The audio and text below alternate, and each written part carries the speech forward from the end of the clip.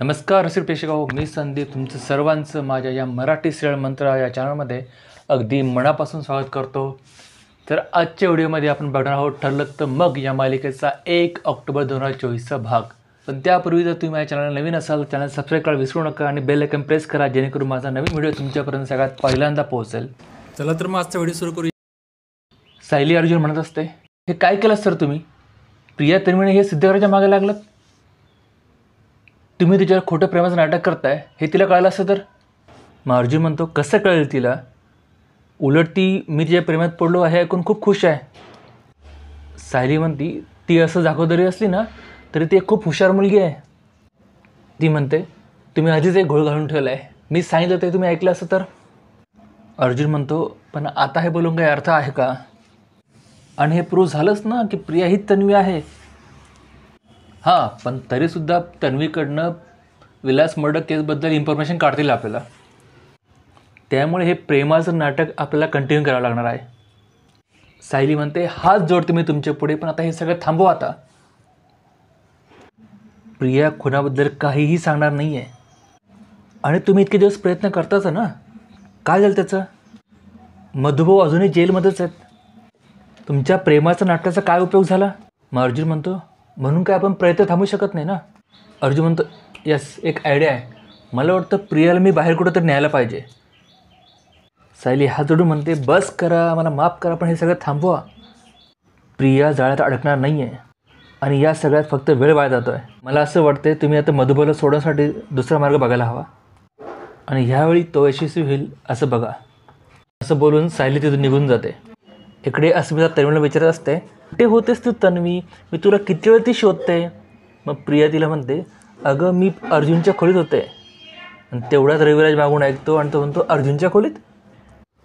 मग प्रिया म्हणते, मी सकाळी अर्जुनच्या खोलीमध्ये कॉफी द्यायला गेले ते बाबा, आणि आत्ता मी मैत्रिणीकडनं अभ्यास करूनच येते. मग रविराज म्हणतो, हो, आपण प्रतिमेसाठी इकडे आल्यापासनं तुझा अभ्यासाकडे दुर्लक्षच व्हायला लागलं आहे. मग प्रिया म्हणते, काही हरकत नाही बाबा, आईसाठी काहीही. आणि हे काय, मी आता कॉलेजात निघाले. तेवढ्याच अस्मिता म्हणते, अगं पण तू आत्ताच मैत्रिणीकडनं आली ना अभ्यास करून, आणि आता लगेच कॉलेजला? प्रिया म्हणते, काय करणार, आईची सेवा करता करता मध्ये मध्ये अभ्यास मॅनेज करावाच लागेल ना. हे ऐकून रविराज भावूक होतो. तिच्या गालावर हात ठेवतो आणि म्हणतो, अशीच मेहनत करायचा बेटा. एवढं बोलून प्रिया तिथून निघून जाते. मग रविराज विचार करतो, प्रतिमाच्या गडबडीत प्रियाचं करिअरचं खूप नुकसान व्हायला लागलं आहे. तिने तिच्या अभ्यासावर लक्ष केंद्रित करायला हवं. इकडे मैपतच्या घरी साक्षी प्रियाला म्हणते, अगं हे किती डेंजरस आहे, तू खरी तन्वी नाही आहेस, हा संशय अर्जुनला आलाच कसा? चल. मग मैपत चिडून म्हणतो, हिनेच काहीतरी चिखल करून ठेवला असेल आणि तो आता आपला थोडा लागणार. मग साक्षी म्हणते, तरी मी तुम्हाला सगळ्यांना सांगत होते की या प्रियाला त्या सुभेदारांच्या घरी जास्तीच राहायला नका देऊ म्हणून. त्या अर्जुनला ना हिचं वागणं नक्कीच खटकत असणार. हे ऐकून प्रिया चिडते आणि साक्षीकडे बोट करून म्हणते, हे माझ्या वागण्यात काही प्रॉब्लेम नाही आहे हा, आणि माझं बोलणं अजून झालं पण नाही आहे, त्यामुळे अर्धवट ऐकून उगाच बंबबंब करू नका. मग नागराज म्हणतो, आता आणखी काय गोंधळ घालून ठेवला आहेस तू? मग ती त्याला टोमणे मारत म्हणते, गोंधळ घालायला माझं नाव काय नागराज किल्लेदार नाही आहे. आणि जो गोंधळ होऊ शकला असता ना, उलट तो मी निस्तारला आहे. अर्जुनला माझा संशय आला होता हे मला आधीच कळालं होतं आणि मी त्यातून मार्ग पण काढला आहे. मग मी पण म्हणतो, म्हणजे तू नेमकं असं काय केलं, जरा आम्हाला सगळ्यांना ओरडून सांगशील का? मग ते सांगायला लागते की मी स्केचपेन खून काढलीच होती, पण त्या दिवशी अर्जुनच्या रूम बाहेर निघताना माझ्या पायाचे डाग त्याच्या फरशीवर पडले होते. ते चैतन्य आणि अर्जुनने बघितले. मी चैतन्याचं बोलणं ऐकलं की हे प्रियाच्या पायाने उमटलेले डाग आहेत का, कारण ते जिथे चालत गेली तिथे ते डाग उमटलेत. मग माझी चूक मला लक्षात आली की स्केचपेनने काढलेली खून हे कधी मिटू शकते. मग मी अर्जुनचा आवाज ऐकला की याचं कनेक्शन बर्थमार्कसोबत तर नसेल ना. आणि तेवढ्याच मला ठसका लागला. ते ऐकून अर्जुनने आवाज दिला, कोण आहे बाहेर? तो दाराकडे आला. मग घाबरून मी लपून बसले. मग त्यांचं बोलणं ऐकून मला क्लिक झालं की अर्जुन माझ्याशी प्रेमाचं नाटक करतोय. ते मी खरंच तन्वी आहे की नाही हे बघण्यासाठी सगळं गेम चालला आहे. याचे परिणाम चांगले होणार नाही. अर्जुन, तुला सत्य शोधायचं आहे ना, ठीक आहे, सापडेल तुला, पण तुला तेच सत्य दिसेल जे मी तुला दाखवेन. आणि मग मी हा परमनंट टॅटू काढून घेतला. मग प्रिया म्हणते बघा छान आहे की नाही. म्हणजे काय ना, ते सतत स्केच पेन जवळ ठेवायची भीती नको, जन्मकडून काढली की नाही काढली हे पण टेन्शन नको. मग नारद म्हणतो आणि हा टॅटू अर्जुनने बघितला. ती म्हणते अर्थात मला माहीत होतं की अर्जुन कुठलं तरी निमित्त काढून माझा तळपाय चेक करणारच. त्याने हे अँकलेट आणलं माझ्यासाठी, पण हे अँकलेट घालता घालता त्याला माझी पायावरची पक्की जन्मखुणी दिसली. बिचारा अर्जुन, काय भ्रमनिरास झाला असेल त्याचा, पण आता त्याला ॲक्सेप्ट करावंच लागेल की मीच खरी तन्वी आहे. मग साक्षी म्हणते जिथे कौतुक करायचं तिथे करतोच आम्ही, बरं डोकं चालवलंस, खूप मोठं संकट टाळस. नारद म्हणतो आहे ना आहे, डोकं आहे आणि यावेळेस तिने ते वापरलं पण. प्रिया म्हणते कौतुक करताना किती कंजूसपणा करता तुम्ही. मी फक्त यावेळेस नाही दरवेळेस डोकं वापरत आहे. तुम्ही सगळे ना फक्त बोलतात, पण जेव्हा काही करायची वेळ येते ना तेव्हा मी करते, जसं यावेळेला केलं आहे. यावेळेस मात्र ते चेहरा अशी मगरुरी स्पष्टपणे दिसत होती. इकडे चैतन्य अर्जुनला म्हणतो काय तुला प्रियाच्या पायावर जन्मखून दिसली. मग अर्जुन म्हणतो प्रियाने तन्वी, आता हे आपल्याला ॲक्सेप्ट करावंच हवं की तीच खरी तन्वी इथे. चैतन्य म्हणतो अरे अर्जुन असं कसं होईल, आपण ट्रूथ अँड डेअर गेम खेळताना मी स्वतः माझ्या डोळ्यानं बघितलं तिच्या पायावर कोणतीही जन्मखून नव्हती. अर्जुन म्हणतो तुला दिसली नसेल बहुतेक, तिच्या पायावर दुपट्टा वगैरे आला असेल आणि तिचं पूर्ण पाय तुला दिसलं नसेल. चैतन्य चिडून म्हणतो अरे शक्यच नाही यार, हे मी चांगला 2-3 सेकंद तळपाय बघितला यार, तिच्या पायावर कुठली जन्मखून नव्हती. मग अर्जुन म्हणतो 2-3 सेकंद, मी 2-3 मिनटं अगदी जवळून तिचा तळपाय बघितला आहे. तो बर्थ मार्क होता आणि फॉर युअर काइंड इन्फॉर्मेशन तो कोणी स्केच पेन किंवा पेननी काढलेला मार्क नव्हता, परमनंट मार्क होता तो. सुमन काकूने सांगितलं होतं अगदी तसाच बर्थ मार्क होता तो. चैत्र म्हणतो अरे पण त्या दिवशी लगेच अर्जुन म्हणतो अरे आता डोकं लावून काय होणार आहे का, आता हे कन्फर्म झालं की प्रियाच खरी तन्वी आहे ते, त्यामुळे आता पुढे काय करायचं याचा विचार करू आपण. आत्तापर्यंत आपण जे ठरवलं होतं त्यातलं आता काहीही होणार नाही आहे.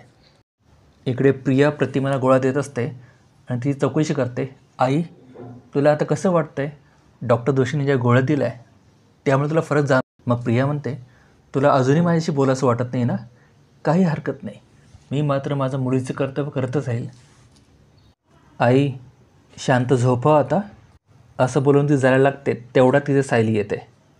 तिला पण प्रिया म्हणते हां वाटलंच मला, अजून माझ्या आईला डिस्टर्ब करायला तू आली कशी नाहीस. मग सायली म्हणते प्रिया मग डिस्टर्ब करायला नाही आले, या खोलीतलं पाणी संपलं हे तुझ्या लक्षात नसं आले ना, म्हणून पाणी ठेवायला आले होते. हे ऐकून प्रिया चिडते, तू तुझ्या नवऱ्याला डिस्टर्ब केला असेल म्हणून त्याने हाकलं तुला रूमच्या बाहेर. असा टोमना सायली मारून ती रूममधून बाहेर पडते.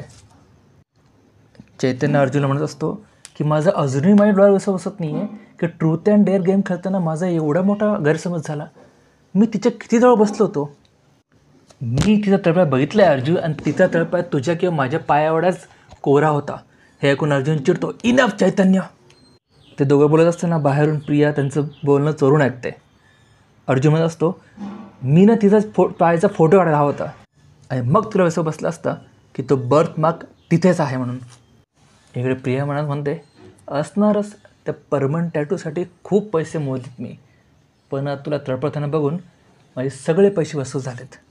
मग चैतन्य म्हणतो मग आता काय करायचं, हा विषय इथेच बंद करायचा का. प्रियाच खरी तन्वी आहे हे मानून पुढे यायचं. तेवढ्यात त्यांच्यासमोर प्रिया येते.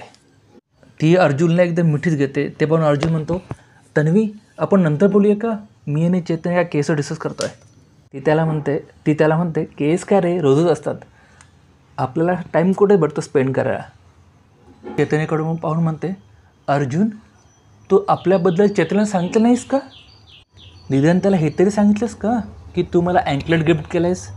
मग प्रिया मुद्दा म्हणून त्याला अँकलेट दाखवताना तर तिचा तळपाय त्याला दिसेल, जन्मखून त्याला दिसेल अशा रीतीने पायवरती उचलते आणि म्हणते बघ अँकलेट. हे बघून चैतन्य एकदम आश्चर्यचकित होतो. मग प्रिया अर्जुनला लाडाने म्हणते आणि काय रे तुम्ही दोघे बेस्ट फ्रेंड आहात ना, मग त्याला पण कळायला हवं की तुला आता सायलीचा किती कंटाळा आला आहे आणि तुझ्या आयुष्यात मी आली येते.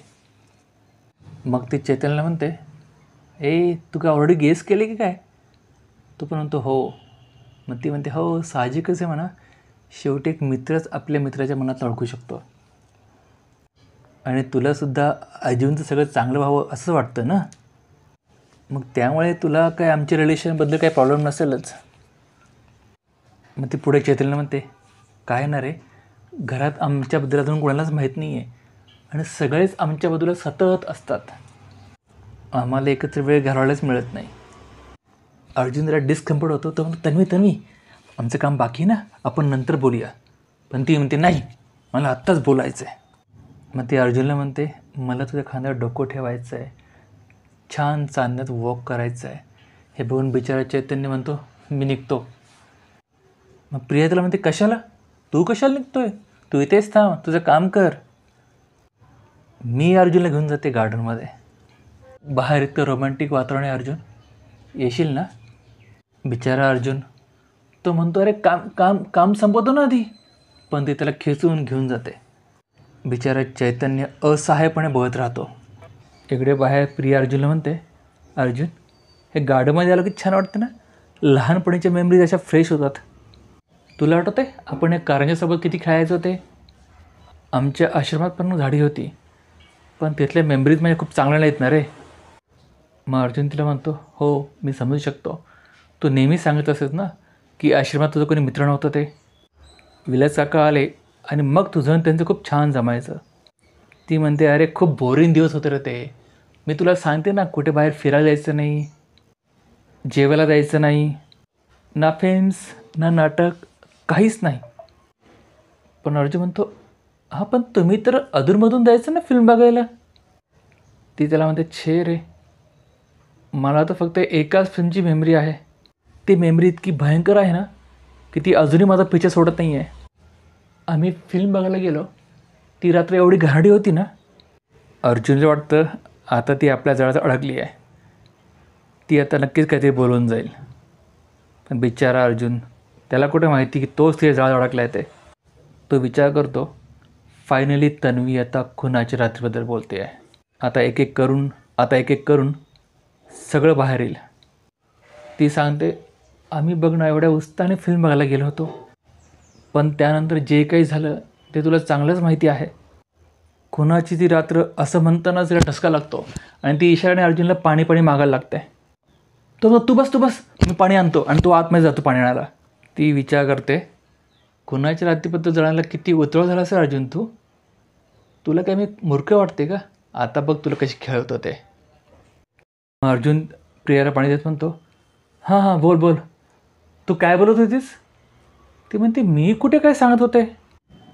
मग तो तिला म्हणतो, अगं असं काय करतेस? तू सांगत होतीस ना तुम्ही फिल्मला गेलो होता त्या रात्री, मग पुढे काय झालं ते वगैरे.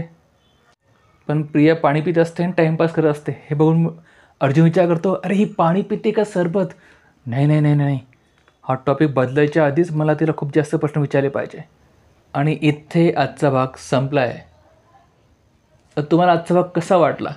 आजचा भाग जर आवडला असेल व्हिडिओला लाईक करा, शेअर करा आणि पुढच्या भागासाठी व्हिडिओला सबस्क्राईब करून बेल आयकॉन प्रेस करा. आणि तुमचे जे काही ह्या मालिकाविषयी विचार असतील ते कमेंट करायला विसरू नका. भेटूया पुढच्या भागामध्ये.